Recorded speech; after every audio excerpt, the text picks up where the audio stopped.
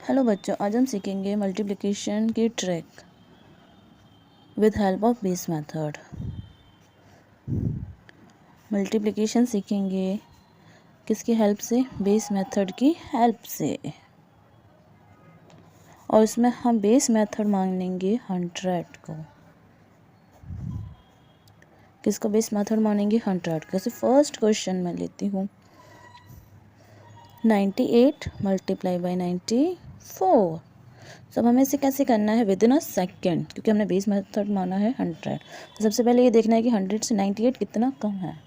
इसको यहाँ पे लिख देंगे -2। और 94 कितना कम है? -6।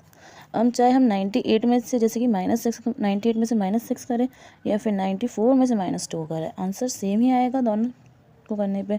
98 को -6 करेंगे तब भी 92 आएगा, 94 को -2 करेंगे तब भी 92 आएगा। तो हमने यहाँ लिखा। अब हमें क्या करना है? ये जो आए हैं नंबर्स, इन दोनों को मल्टीप्लाई कर देना है।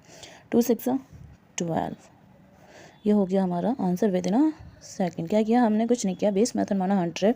फिर हमने ये देखा जो भी हमारे पास नंबर है वो 100 से कितना कम है। -2 था, 98 था इसलिए, और 94 था इसलिए यहाँ पे -6 लिखा है मैंने। चाहे 94 -2 करो या फिर 98 -6 करो, हमारा जो भी माइनस करने पे आंसर आएगा वो 92 आएगा। और फिर जितने भी हमने यहाँ पे नंबर्स लिखे हैं उन दोनों को मल्टीप्लाई करके हमें यहाँ मेंशन कर देना है। और ये चीज़ ध्यान रखनी है कि सिर्फ 2 डिजिट यहाँ पे मेंशन होंगे। अगर मल्टीप्लाई करने पे 3 डिजिट आ रहे हैं तो वो नेक्स्ट वाले डिजिट पर प्लस हो जाएंगे। जैसे हम सेकंड क्वेश्चन देखते हैं, 97 मल्टीप्लाई बाई 87। 97 multiply by 87। अब जैसे कि 97 कितना कम है 100 से? -3। और 87 कम है -13। ओके। अब सबसे पहले जो 97 में से 13 को माइनस करो या फिर 87 में से -3 करो, दोनों ही केस में सेम नंबर आएंगे माइनस करने पे। 97 में से 13 करेंगे माइनस, या फिर 87 में से 3 माइनस करेंगे। 87 में से 3 माइनस कर लेते हैं तो हमारे पास आएगा 84। अब हमें क्या करना है? इन दोनों को मल्टीप्लाई कर देना है। 13 3 39। ये हमारा है आंसर। अभी भी इसमें कितना आ रहा है? मल्टीप्लाई करने पे सिर्फ हमारे पास 2 डिजिट ही आए, इसलिए हमने इस पर प्लस नहीं किया नेक्स्ट डिजिट पे। अब नेक्स्ट क्वेश्चन देखते हैं, 85 मल्टीप्लाई बाई 81। अब जैसे कि हमें ये देखना है तो 85 कितना कम है 100 से? -15। 81 कितना कम है? -19। अब जब 85 में से 19 माइनस करें या 81 में से -15 करें, दोनों ही केस में सेम आंसर आएगा, इसलिए हम कर लेते हैं 85 - 19 आ जाएगा हमारे पास 66। अब हमें क्या करना है? इन दोनों नंबर्स को मल्टीप्लाई करना है। हमने मल्टीप्लिकेशन की ट्रिक देखी थी। अगर 19 ये जैसे कि 2 डिजिट के नंबर्स को हमें मल्टीप्लाई करना है तो हमें क्या करना है? सबसे पहले 1 को 1 से मल्टीप्लाई कर देंगे, 1 आ जाएगा। 9 को 5 से मल्टीप्लाई कर देंगे, 45 आ जाएगा। और 9 और 5 प्लस कर देंगे, कितना आ जाएगा? 14। अब हमें क्या करना है? सिर्फ 1 डिजिट लेते जाना है और आगे वाले नंबर को यहाँ पे प्लस करते जाना है। सेम चीज़ यहाँ पे भी प्लस हो जाएगा तो 2। तो हमारे पास 15 और 19 को मल्टीप्लाई करने पे हमारा आंसर आ रहा है 285, जो कि 3 डिजिट का नंबर है। लेकिन हमें यहाँ पे पुट करने हैं सिर्फ 2 डिजिट, तो हम लास्ट के 2 डिजिट यहाँ पे पुट कर देंगे। और जो ये लास्ट वाला डिजिट बचा है ये वाला 2, उसको इस 6 पे पावर लगा देंगे, तो हमारे पास आंसर आ जाएगा 6885। ये हमारा आंसर होगा इस क्वेश्चन मल्टीप्लिकेशन का। अब जैसे कि ये क्या थे? 100 से कम वाले थे, इसलिए यहाँ पे माइनस का निशान लग रहा था। लेकिन अगर जैसे कुछ क्वेश्चंस होते हैं जो 100 से बड़े हों और उनका मल्टीप्लिकेशन हम कैसे करेंगे तो उन्हें भी हम देख लेते हैं। जैसे कि 102 है, मल्टीप्लाई करना है हमें 108 से। तब जैसे कि ये दोनों नंबर्स क्या है? 100 से बड़े हैं, मतलब अब इसमें प्लस का निशान आ जाएगा। 100 से कितना बड़ा है? +2।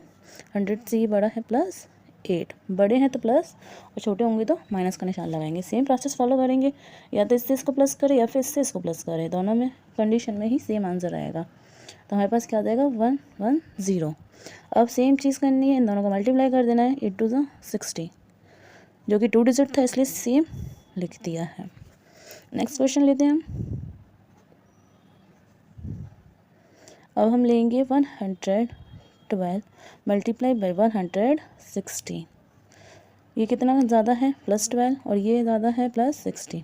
चाहे इसको इससे प्लस करें या इसको इससे प्लस करें, दोनों ही कंडीशन में सेम आंसर आएगा, जो कि क्या आएगा? 128 आया हमारे पास। अब हमें इन दोनों को मल्टीप्लाई करना है। 12 को मल्टीप्लाई करेंगे 16 से, उसी तरीके से करेंगे। 1 को 1 किया, 6 को 12 आ गया, 6 और 2 8। वन डिजिट लेना है और इसको प्लस करते जाना है। 9 इस पर कोई नहीं था इसलिए यहाँ पे 1 आ जाएगा। तो हमारे पास 3 डिजिट का नंबर आया है, तो इसमें 2 डिजिट हम एज इट इज रख देंगे और जो एक्स्ट्रा जो 1 डिजिट बचेगा उसको नेक्स्ट वाले डिजिट से प्लस कर देंगे, तो आंसर आ जाएगा 12992। नेक्स्ट क्वेश्चन लिख लेते हैं हम। 127 मल्टीप्लाई बाई 123, उसी तरीके से होगा, +27 ज़्यादा है और ये +23 ज़्यादा है, चाहे इसको प्लस करो या इसको प्लस करो, दोनों ही कंडीशन में सेम आंसर आएगा। क्या आएगा? 150। अब हमें इन दोनों को मल्टीप्लाई कर देना है, तो हमें मल्टीप्लाई सेम चीज़ तरीके से करना है। 27 को मल्टीप्लाई करना है 23 से, 2 2 ज़ा 4, 7 3 ज़ा 21, 6 एंड 14, 20, 1 डिजिट लेते जाएंगे और 1 इसको प्लस करते जाएंगे, 6। इसमें से 2 डिजिट हमें एज इट इज़ यहाँ पे लिख लेने हैं और जो ये 6 बचेगा उसको हम आगे वाले डिजिट से प्लस कर देंगे, तो हमारे पास आंसर है 15621। फिर से रिकैप कर लेते हैं। हमें मल्टीप्लिकेशन की ट्रिक हमने सीखी है किसको बेस मानकर? 100 को बेस मानकर। अगर 100 से छोटा नंबर होगा तो माइनस का निशान लगाएंगे और 100 से अगर बड़े नंबर का मल्टीप्लिकेशन करना है तो प्लस लगाएंगे।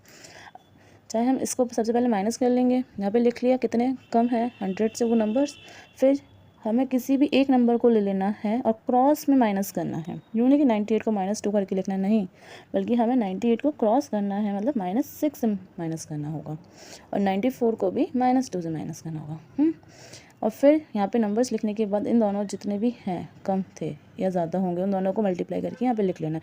अगर 2 डिजिट का मल्टीप्लिकेशन आ रहा है करने पर तो सेम नंबर्स लिखेंगे। अगर 3 डिजिट आएगा, जैसे कि इसमें क्या था 3 डिजिट आ रहा था तो हमने सिर्फ 2 डिजिट सेम लिए थे और बाकी का जो एक्स्ट्रा डिजिट होगा उसको आगे वाले डिजिट से प्लस करके लिख देंगे।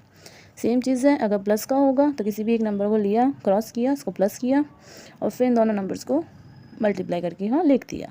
अगर 3 डिजिट का होगा तो वही सेम चीज़, सबसे पहले यहाँ पे इनको प्लस कर लेंगे, क्रॉस करके यहाँ पे लिख लेंगे, फिर मल्टीप्लाई करने पर अगर 3 डिजिट आए तो सेम लास्ट के 2 डिजिट एज इट इज़ रहेंगे और जो लास्ट से जो एक डिजिट एक्स्ट्रा रहेगा उसको आगे वाले नंबर से प्लस करके लिख देंगे।